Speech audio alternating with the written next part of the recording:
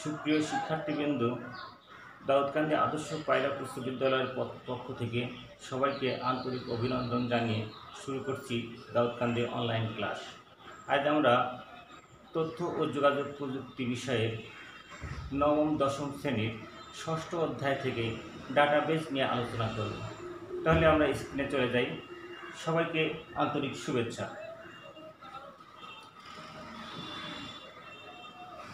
পাঠ পরিস্থিতি এবং শিক্ষক পরিস্থিতি। আমার নাম শিহাবুদ্দিন আহমেদ, সহকারী শিক্ষক আইসিটি, দাউদকান্দি আদর্শ পাইলট উচ্চ বিদ্যালয়, দাউদকান্দি, কুমিল্লা।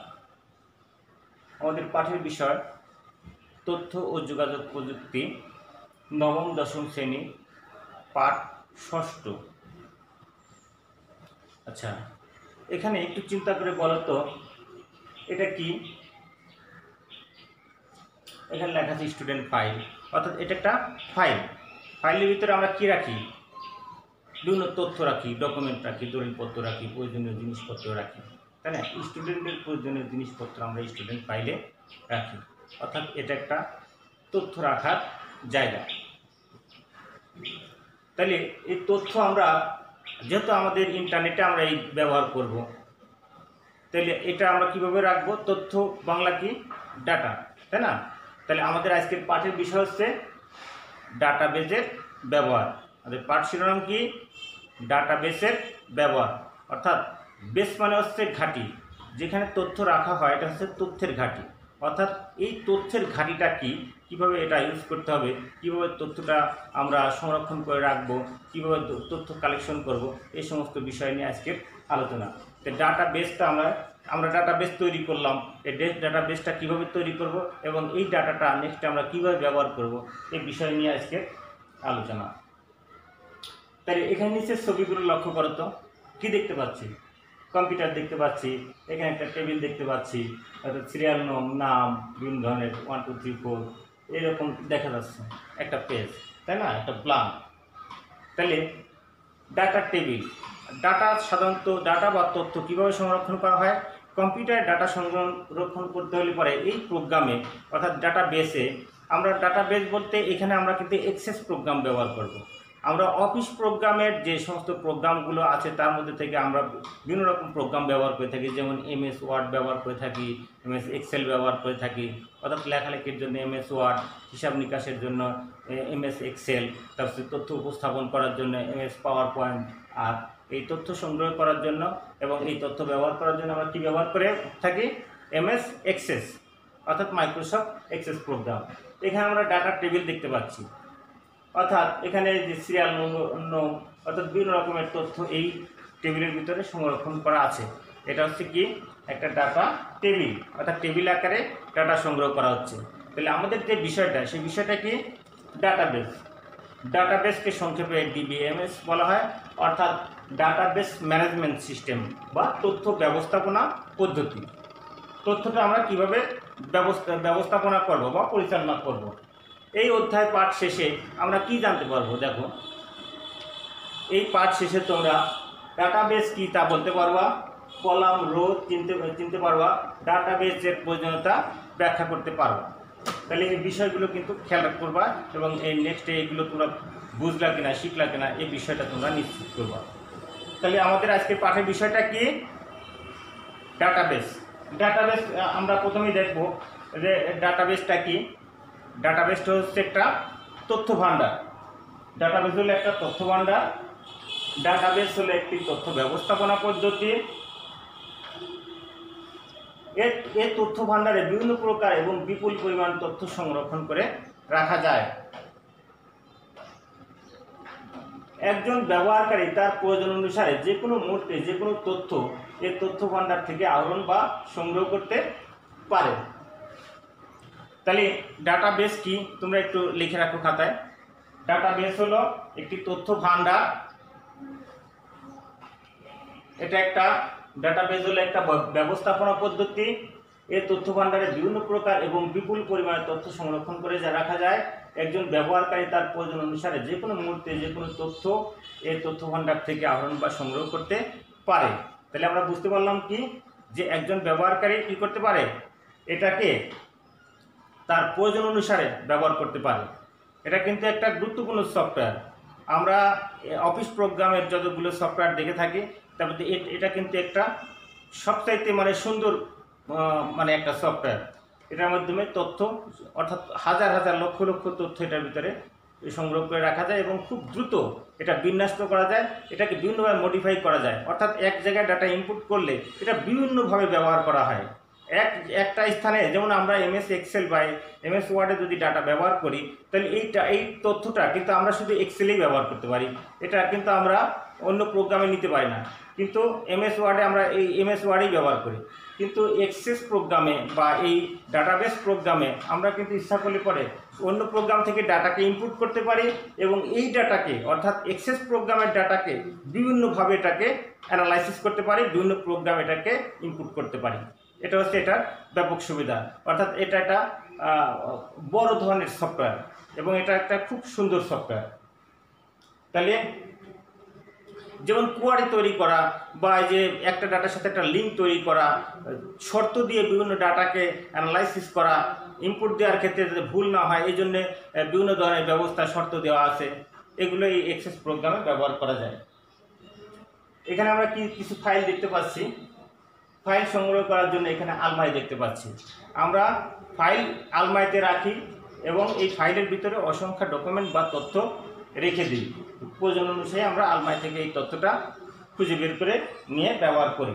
তবে অনেক সময় দেখা যায় যে এই তথ্য ব্যবহার করে নিয়ে আসলাম, এটা চেঞ্জ করতে হবে। তখন চেঞ্জ করতে হলে পরে এটাকে বাদ দিতে হবে অথবা কেটে আবার নতুন করে লিখতে হবে। এটা কিন্তু একটা অসুন্দর দেখা যাবে। আমরা ভালো লক্ষ্য করি এখানে এই লোকটা কি করছে, দেখো তো এখানে এই লোকটা মনের সুখে কি করছে, এটা একটা কম্পিউটার, লোকটা বসে বসে কম্পিউটারে কি করছে, ডাটা এন্ট্রি করছে। কি করছে লোকটা, কম্পিউটার ব্যবহার করছে। আর যেহেতু ডাটাবেস আমরা বুঝতে পারি যে লোকটা এখানে নিশ্চিন্ত মনে কি করছে, ডাটা এন্ট্রি করছে, অর্থাৎ তথ্যকে এখানে সাজাচ্ছে, বিভিন্ন তথ্যকে এটাকে শেয়ার করছে, তথ্য সংরক্ষণ করছে। সংরক্ষিত ফাইলকে কি বলে, এই লোকটা যে তথ্য সংরক্ষণ করছে নিশ্চিত মনে ডাটা এন্ট্রি করছে, ডাটা এন্ট্রি করে এটাকে কি করছে, ফাইল হিসাবে সংরক্ষণ করে রাখছে। প্রয়োজনীয় মুহূর্তে এই ফাইলকে দ্রুত সে ব্যবহার করবে। এখানে কি দেখতে পাচ্ছি আমরা, যে লম্বা এটা দেখতে পাচ্ছি এটাকে বলা হয় কলাম। আমরা পেপার পত্রিকায় বিভিন্ন কলাম দেখি বা লেখার ক্ষেত্রে আমরা কলাম তৈরি করি। একটা লেখাকে আমরা 1 কলম 2 কলম 3 কলম বা বিভিন্ন কলমে ভাগ করতে পারি, অর্থাৎ সারি। কলম অর্থাৎ লম্বা সারি। রো হচ্ছে এই আড়াআড়ি সারি, অর্থাৎ হোয়াইট সারি। অর্থাৎ এই লম্বা যেটা এটা হচ্ছে রো, আর এইভাবে লম্বা যেটা এটা হচ্ছে কলাম। অর্থাৎ ডাটাবেস প্রোগ্রামে যেহেতু টেবিল আকারে ডাটা সংরক্ষণ করতে হয়, এই কারণে দুইভাবে এটাকে রাখা হয়। অর্থাৎ একটা হচ্ছে কলাম আকারে, একটা হচ্ছে রো আকারে। তাহলে এগুলো আমরা অ্যানালাইসিস করে দেখি যে কোনটা কী কাজের। দেখো এখানে ক্রমিক নং, নাম, বয়স, পুরুষ মহিলা, এটাকে কি বলা হয়, ফিল্ড। অর্থাৎ কলামের যে উপরের এক একটা কলামের যে এক একটা হেডিং, এটাকে কি বলা হয়, এক একটা ফিল্ড। আর এই ক্রমিক নম্বর যেমন 2 নম্বর কলামে আছে মাইনুদ্দিন, এই পুরা যে তথ্যটা এটা একটা রেকর্ড। অর্থাৎ আমরা একটা রেকর্ডটা এখানে মাইনুদ্দিনের রেকর্ডটাকে এখানে সিলেকশন করে দেখানো হয়েছে। একটা রেকর্ড, এটা একটা রেকর্ড। এখানে সবগুলোই এক একটা, এই পুরাটা লম্বাটা একটা রেকর্ড। আর এই লম্বা যেটা সেটা হচ্ছে কি, এক একটা কলাম। এখানে পুরুষের কলাম, বয়সের কলাম। আমরা যদি বলি যে এই কলম দরকার, অর্থাৎ নামের কলমটায় আমরা যাব, তাহলে আমরা নামের কলমে আসবো। আমরা যদি বয়সের কলমে আসতে চাই বা ক্রমিক নম্বরের কলমে আসতে চাই, তাহলে পরে আমরা এই লম্বা সিরিয়ালে কলমে আসবো। আর যদি আমরা রেকর্ডে যেতে চাই তাহলে একজনের পুরা রেকর্ড, অর্থাৎ একজনের পুরা তথ্য। 2 নম্বর যে লম্বা রোটা আছে এটা হচ্ছে কি, মাইনুদ্দিনের রেকর্ড। নেক্সট আমরা দেখি আমরা ডাটাবেস প্রোগ্রামটা কীভাবে ওপেন করব। দেখো আমরা যদি এমএস এক্সেস প্রোগ্রামে যাই, আমরা যেমন পাওয়ার পয়েন্টে কাজ করি বা এমএস ওয়ার্ড বা এক্সেলে কাজ করি, তখন এটা আমরা এই ফাইলটাকে আমরা ওপেন করি এবং এটা একটা সিম্বল দেওয়া থাকে। যেমন ওয়ার্ড প্রোগ্রামের W, এক্সেল প্রোগ্রামের X, পাওয়ার পয়েন্টের P, এই ধরনের সিম্বল কিন্তু থাকে। এক্সেস প্রোগ্রামেরও কিন্তু একটা সিম্বল আছে। আমরা এখানে এক্সেস প্রোগ্রামের যে সিম্বলটা হিসাবের মতো দেখা যাচ্ছে, তো হচ্ছে এক্সেস প্রোগ্রামের সিম্বল। আমরা এই সিম্বলে ক্লিক করি, তাহলে পরে এই ধরনের একটা পেজ, ফ্রন্ট পেজ দেখা যাবে। আমরা এই ফাইলটা ওপেন করতে চাইলে, অর্থাৎ এখানে একটা নাম লিখে আমি অন্যান্য সফটওয়্যারে যেমন আমরা ফাইল তৈরি করতে গেলে পরে ব্ল্যাঙ্কের ভিতরে আমরা নিজের নাম লিখে বা অন্য কোনো সিম্বল দিয়ে বা আমার জানার যে আমি যেটা দিয়ে এই ফাইলটা বের করতে পারবো সেই ধরনের কিছু লিখে ফাইল সেভ করে থাকি। এই ক্ষেত্রে আমরা এই সফটওয়্যারে ঢুকলে এই ধরনের একটা ফ্রন্ট পেজ দেখতে পাবো। তাহলে এখান থেকে আমরা কোথায় যাব? ব্ল্যাঙ্ক ডাটা বেসে যাব। ব্ল্যাঙ্ক ডাটা বেসে গেলে পরে একটা কি পাওয়া যাবে? টেবিল পাওয়া যাবে। ব্ল্যাঙ্ক ডাটা বেসে যদি আমরা যাই তাহলে একটা কি পাওয়া যাবে? আর একটা টেক্সট পাওয়া যাবে। সেখান থেকে আমাদের যেতে হবে কোথায়? অর্থাৎ আমরা এখানে নাম লিখবো কোথায়? এখানে তো আমাদের ফাইলটা তৈরি করতে হবে। ফাইলের নাম লিখবো কোথায়? এখান থেকে আমরা নেক্সট যদি যাই তাহলে দেখতে পাবো ক্রিয়েট লেখা আছে। কোথায়? ক্রিয়েট। এই ক্রিয়েটে ক্লিক করলে কি হবে? ক্রিয়েট হবে, তৈরি হবে। তখন কি হবে? একটা ডাটা টেবিলের পেজ আসবে। আমরা ক্রিয়েটে গেলে পরেই কিন্তু সেখানে নাম দিয়ে সেভ করার স্থানটা পেয়ে যাব। তাহলে ক্রিয়েটে যাওয়ার পরে আমরা কি পেলাম? এ ধরনের একটা টেবিল পেয়ে গেলাম। ঠিক আছে? তাহলে আমরা এই টেবিল থেকে কি করতে পারি? আমরা একটা ডাটাবেসের টেবিল পেয়েছি, এই টেবিলটার ভিতরে আমরা ডাটা এন্ট্রি করব সংরক্ষণ করে রাখার জন্য। তাহলে সিরিয়াল নং, তারপর যে এখানে যে ফিল্ড নেম, ডাটা টাইপ, আমরা যে নেমে টাইপ করি, নেমের ঘরে দেই, তাহলে পরে এখানে টেক্সট আসবে। সিরিয়াল নং দিলে পরে নাম্বার আসবে, কারেন্সি দিলে পরে কারেন্সির প্রতীক আসবে। দেখা যাচ্ছে নেম আসলে পরে এখানে টেক্সট আসবে।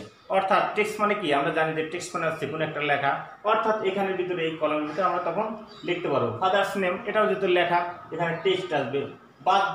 বার্থডে যেহেতু একটা বার্থডে তো একটা ডেট অ্যান্ড টাইম, তাহলে পরে ডেট অ্যান্ড টাইম আসবে। অ্যামাউন্ট, আমরা জানি যে অ্যামাউন্ট হচ্ছে কারেন্সি, টাকা পয়সা বা ডলার যে কোনো একটা সিম্বল বসবে। তাহলে পরে আমরা এখানে কারেন্সি সিলেক্ট করব। মোবাইল, এটা হচ্ছে নাম্বার, মোবাইল নাম্বার, তাহলে পরে এখানে নাম্বার সিলেক্ট করব। অ্যাপ্রুভাল কি? ইয়েস না নো, অর্থাৎ অনুমতি কি প্রাপ্ত না অনুমতি পাইনি, তাহলে পরে ইয়েস নো বসবে। কমেন্ট অর্থাৎ মেমো, অর্থাৎ নিচে যে আমার যে এটা ইনিশিয়ালটা বসবে, সে কমেন্টস করবো, আমি কি মন্তব্য করব কি সেটা মেমো এখানে সেটা। অর্থাৎ কমেন্টস মানে কি? মন্তব্য, অর্থাৎ আমি মন্তব্য করব, তাহলে মন্তব্যের কলম এখানে আসবে। ঠিক আছে? এই হচ্ছে ডাটাবেসের যে কথাগুলো, এইগুলো সাধারণত থাকে। আমার প্রয়োজন অনুযায়ী আমি এটা ব্যবহার করব। আমি যদি এখন অ্যামাউন্টের ঘরে টেক্সট লিখি তাহলে পরে কিন্তু হবে না। যেটার সাথে যেটা মানানসই হবে সেটাকে আমাকে সিলেক্ট করতে হবে। বুঝতে পারছো? অর্থাৎ এই পেজটা ওপেন করলে পরেই এখানে যখন আমি লিখতে যাব তখন কিন্তু এই কথাগুলো আসবে। তাহলে আমি তখন আমার ব্রেন খাটে আমি বুঝতে হবে যে আমাকে এখানে এটা কি, আমি এখানে কি করতে যাচ্ছি? এখানে কি সংখ্যা লিখতে যাচ্ছি, না টাকার অঙ্ক লিখতে যাচ্ছি, মা কথা লিখতে যাচ্ছি, মা হানা লিখতে যাচ্ছি, না কোন তারিখ লিখতে যাচ্ছি? অবশ্যই নামের ক্ষেত্রে তারিখ বসবে না, তখন এখানে টেক্সট সিলেক্ট করবো আমি। অর্থাৎ লেখা হলে সেটা হচ্ছে টেক্সট। আর এইগুলো তোমরা দেখলেই বুঝতে পারবা। ঠিক আছে? আচ্ছা, নেক্সট আমরা দেখি এই ডাটাবেস যদি আমরা ব্যবহার করি তাহলে ডাটাবেস থেকে আমরা কি কি সুবিধা পাবো? বিপুল পরিমাণ তথ্য একসাথে সংরক্ষণ করে রাখতে পারবো। প্রয়োজনীয় তথ্য আপডেট করা যাবে। অর্থাৎ ফাইলের ভিতরে যেমন একটা ফাইল আর লেখা আছে, এখন এটাকে সংশোধন করতে হবে, তখন কিন্তু এটা কাটাছিড়া হবে বা এটা বাদ দিয়ে আরেকটা লিখতে হবে, সময়ের ব্যাপার। কিন্তু এই ডাটাবেস আমরা যদি কম্পিউটারে এই কাজটা করি তাহলে পরে কি করা হবে? এটা কিন্তু দ্রুত আপডেট করা যাবে, ভিতর থেকেও যেখান থেকে খুব দ্রুত এটাকে চেঞ্জ করা যাবে এবং খুব সুন্দর হবে। রিপোর্ট তৈরি করা যাবে, অর্থাৎ অ্যানুয়াল রিপোর্ট বা যে কোনো উইকলি রিপোর্ট, মান্থলি রিপোর্ট, যে কোনো ধরনের রিপোর্ট এটা তৈরি করা যাবে। আমরা সাধারণত সব ধরনের রিপোর্ট, একটা রিপোর্ট তৈরি করলে সেটা থেকে কপি করে বিভিন্ন রকমের রিপোর্ট তৈরি করা যায়, যে উইকলি, তারপরে মান্থলি, ইয়ারলি রিপোর্ট, সব ধরনের রিপোর্ট তৈরি করা যায়। তথ্য দ্রুত খুঁজে বের করা যায়, অর্থাৎ যে কোনো তথ্য খুব দ্রুত। ধরো হচ্ছে একটা কোম্পানিতে 20,000 লোক কাজ করে, এখন আমি দাউদকান্দি থেকে যে বললাম যে এই নামের কোনো লোক আছে কিনা, তখন এটা যদি সে ফাইল থেকে নাম বের করতে যায় তাহলে পরে কিন্তু সে সারাদিনও খুঁজে বের করে পারবে কিনা সন্দেহ। কিন্তু যদি সেই কম্পিউটারে তার নাম এবং এরিয়া অর্থাৎ কুমিল্লা লিখলো, দাউদকান্দি লিখলো, দাউদকান্দি কুমিল্লা সিলেক্ট করলো, দাউদকান্দি সিলেক্ট করলো, ওই নাম সিলেক্ট করলো, যে নাম আমি বললাম সেই নামের সবাইকে কিন্তু তালিকায় দেখা যাবে। তখন আমি সহজেই তাকে বের করতে পারবো, অর্থাৎ সেকেন্ডের ভিতরে তাকে খুঁজে বের করে নিয়ে আসা যাবে। অর্থাৎ যে কোনো তথ্য এভাবে খুব দ্রুত বের করা যায়। ফাইল সমূহের মধ্যে লিঙ্ক তৈরি করা যায়, অর্থাৎ একটা ফাইলের সাথে আরেকটা ফাইলের লিঙ্ক তৈরি করা যায়, যেটা এই হার্ড কপিতে সম্ভব না। আলমারির এই ফাইলে একটার সাথে একটা লিঙ্ক করা যায় না, কিন্তু এখানে একটা ফাইলের মধ্যে একটা ফাইলের সাথে একটা ফাইল লিঙ্ক করা যায়। এই তথ্য ওখান থেকে তথ্য অন্যখানে পাঠানো যায়। তাহলে আমরা কি অনেকক্ষণ ধরে পড়লাম, এখন তোমরা এই কাজটা করো, জোড়ার কাজ। এই কাজটা তোমরা বাসায় যেহেতু আসো পার্সোনালি করবা। তোমাদের ক্লাসের 10 জন ছাত্রছাত্রীর নমুনা ডাটাবেস তৈরি করবো 10 মিনিটের ভিতরে, দেখবা পারো কিনা। অর্থাৎ যেভাবে দেখানো হয়েছে যে কলাম এবং রো ব্যবহার করে কোথায় কি হবে এটা এক্সেস প্রোগ্রামে ঢুকে তোমরা এই কাজটা করবা। 10 জন স্টুডেন্টের তালিকা করবা। আচ্ছা, মূল্যায়ন। তাহলে ডাটাবেসটা কি? ডাটাবেসটা হলো একটা তথ্য ভাণ্ডার। আমরা যেটা একটু আগে দেখছি যে ডাটাবেস হলো তথ্যের ঘাঁটি বা তথ্য ভাণ্ডার। আলমারিতে ফাইল রাখা আর কম্পিউটার ডাটাবেসের তথ্য রাখার মধ্যে দুইটি পার্থক্য আছে। তাহলে আমরা এতক্ষণ কি আলোচনা করলাম? সুবিধা, অর্থাৎ এখানে সুবিধাটা তুমি বলবা যে আলমারিতে তথ্য রাখলে কি সুবিধা আর কম্পিউটার রাখলে কি সুবিধা। একটু আগে বলছি যে কম্পিউটার রাখলে, কম্পিউটার যদি ডাটাবেসে সংরক্ষণ করি তাহলে পরে খুব দ্রুত এই তথ্যকে খুঁজে বের করা যাবে, এবং আরেকটা হচ্ছে যে দ্রুত এটাকে মডিফাই করা যাবে, দ্রুত এটাকে সংশোধন করা যাবে, হ্যাঁ, এটাকে ফাইলটাকে আপডেট করা যাবে, বাজেট তৈরি করা যাবে, বিভিন্ন রকমের বাজেট এই ফাইল দিয়ে তৈরি করা যাবে। তাহলে আমরা কি বুঝতে পারলাম যে আলমারিতে তথ্য রাখলে পরে ওই তথ্যটাকে পরিবর্তন সংশোধন করতে গেলে কাটাকাটি হয়, আর কম্পিউটারে এটাকে সুন্দরভাবে পরিচ্ছন্ন করে রাখা যায়। কম্পিউটারে ফাইল দ্রুত বের করা যায়, যে কোনো তথ্য দ্রুত খুঁজে বের করা যায়। আলমারিতে তথ্য বের করা দেরি হয়, অর্থাৎ তাড়াতাড়ি বের করা যায় না। এই ধরনের পার্থক্যের কথা তোমরা বলবা।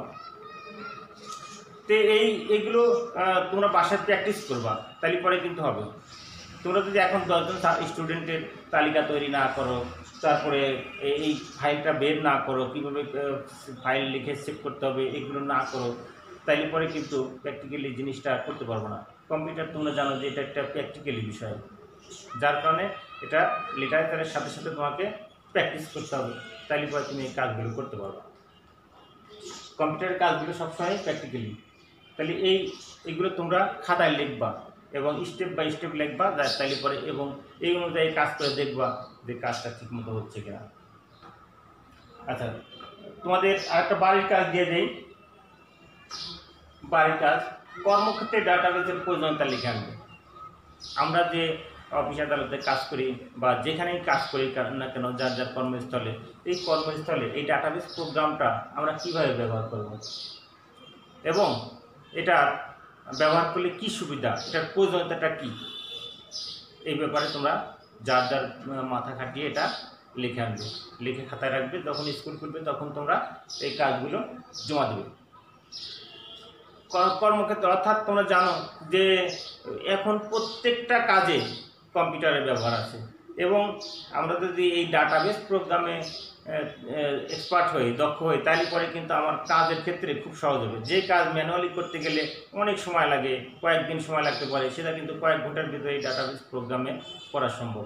যার কারণে এই বিষয়গুলো প্র্যাকটিস করতে হবে। তাহলে কর্মক্ষেত্রে আমি যেই কর্মেই থাকি না কেন, আমি স্টুডেন্ট হই, আমি ছাত্র হই, বা অন্য কোনো কাজ করি, যে কোনো জব করি বা অন্য প্রফেশনালি বিজনেস করি, সেই সমস্ত ক্ষেত্রেই কিন্তু এই ডাটাবেসের প্রয়োজনীয়তা আছে। যেমন কোনো তথ্য সংগ্রহ, অর্থাৎ গ্রাম থেকে আমি তথ্য সংগ্রহ করব, ডাটা কালেকশন করব। একজন কৃষকের কতটুকু জমি আছে, সে জমিতে কি কি উৎপাদন করে, অর্থাৎ ডাটা কালেকশন করছি, তথ্য সংগ্রহ করছি, বিভিন্ন তথ্য কৃষকের। এই একটা গ্রামের তথ্য আমি সংগ্রহ করলাম, এই গ্রামে কৃষক আছে কতজন, চাকরিজীবী কতজন, অন্যান্য কাজের কতজন, এই তথ্যগুলো নিলাম।